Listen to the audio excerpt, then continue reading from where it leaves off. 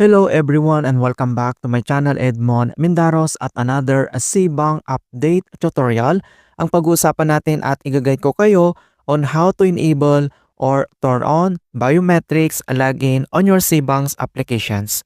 So isa ito sa settings na dapat naka-turn on dahil account security ito ng ating Cbang's account.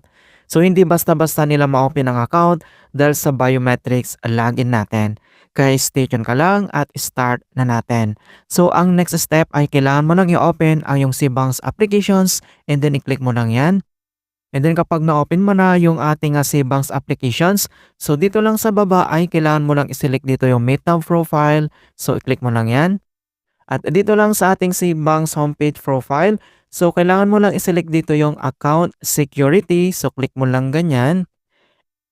So, dito lang sa ating account security and then kailangan mo lang i-select dito yung biometrics login. Kung paano ba ito enable or i-turn on.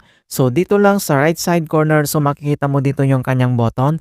So, kailangan mo lang yan i-toggle on. And then biometrics login. So, scan your fingerprint.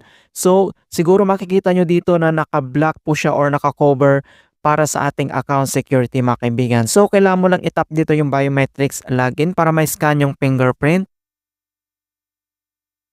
Ayan, so biometrics login successfully activated. Ayan mga kaibigan, so makikita nyo na nag-green na dito yung kanyang button dito lang sa right side corner. And then makaka-receive din tayo ng ating email. Ayan, so mag-i-email sa Cbang's security alerts na activated na yung ating biometrics.